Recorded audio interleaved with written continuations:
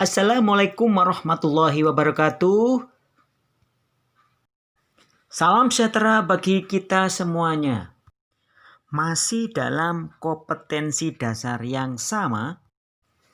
Pada pertemuan yang lalu, kita sudah membahas tentang pengertian pertumbuhan ekonomi, faktor-faktor yang mempengaruhi pertumbuhan ekonomi, dan cara mengukur laju pertumbuhan ekonomi.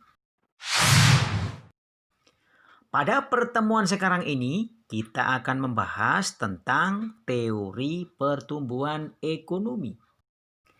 Teori pertumbuhan ekonomi ini ada 4 macam, yaitu klasik, neoklasik, historis, dan modern Kuznets.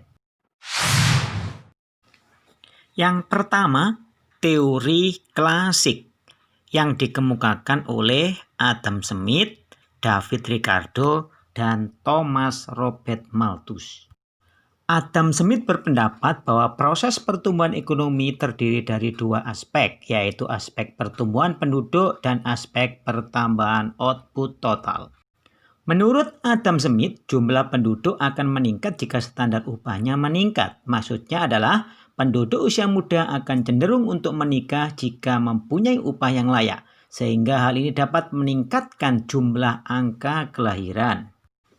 Sedangkan pertambahan output total ini berhubungan dengan faktor produksi yang dipengaruhi oleh 3 faktor, yaitu sumber daya manusia, sumber daya alam, dan persediaan barang modal.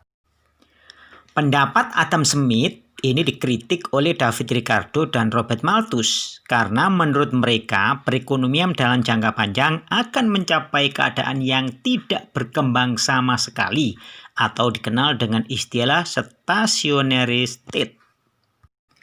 Sedangkan pertumbuhan penduduk akan mengakibatkan tenaga kerja yang melimpah sehingga akan berlaku hukum the law of diminishing return.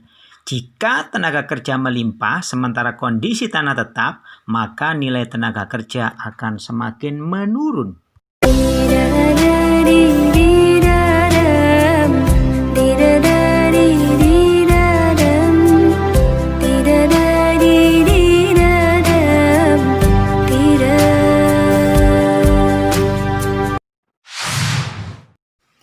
Yang kedua adalah teori neoklasik. Robert Solow berpendapat semakin tinggi tabungan, semakin tinggi modal dan output yang dihasilkan. Menurut Solow, pertumbuhan ekonomi ialah urutan kegiatan yang berasal dari 4 faktor utama, yaitu manusia, akumulasi modal, teknologi modern, dan hasil atau output. Sedangkan Joseph Schumpeter berpendapat untuk meningkatkan pertumbuhan ekonomi diperlukan peran pengusaha yang membuat inovasi dalam perekonomian. Adapun Harold Domar berpendapat untuk meningkatkan pertumbuhan ekonomi yang teguh dalam jangka panjang diperlukan pertambahan pengeluaran agregat.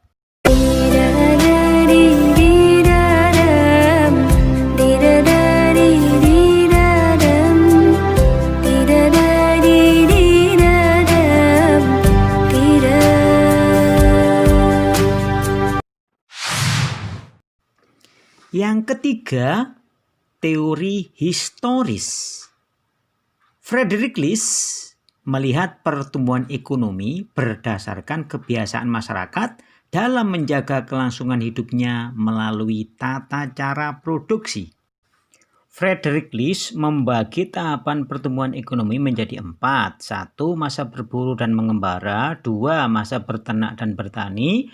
3. Masa bertani dan kerajinan. Dan yang keempat, masa kerajinan, industri, dan perniagaan.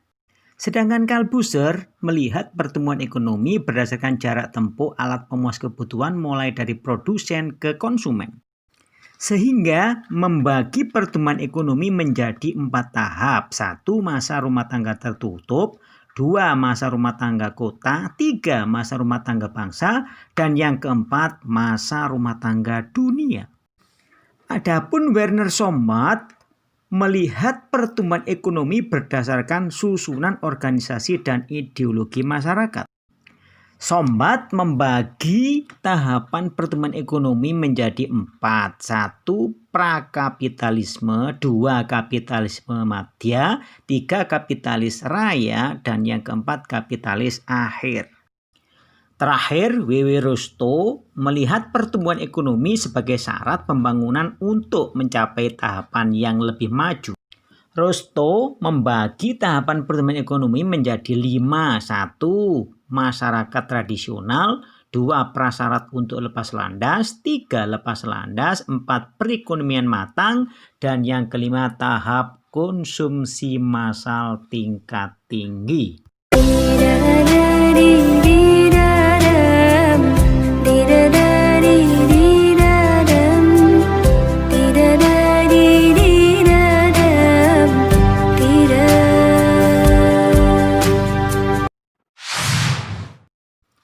Yang keempat, teori modern Kuznets. Pertumbuhan ekonomi dapat dicapai melalui 3 komponen. 1. Peningkatan persediaan barang yang terus-menerus. 2. Perkembangan teknologi. Dan yang ketiga, penggunaan teknologi secara efektif dan efisien. Ciri-ciri pertumbuhan ekonomi menurut teori modern Kuznets. 1. Adanya peningkatan laju pertumbuhan penduduk dan pendapatan per kapita. 2. Adanya peningkatan produktivitas. 3. Adanya laju pertumbuhan struktural yang tinggi. 4. Terjadinya urbanisasi. 5. Adanya ekspansi negara maju. Dan yang keenam, adanya peningkatan arus barang dan orang antar bangsa.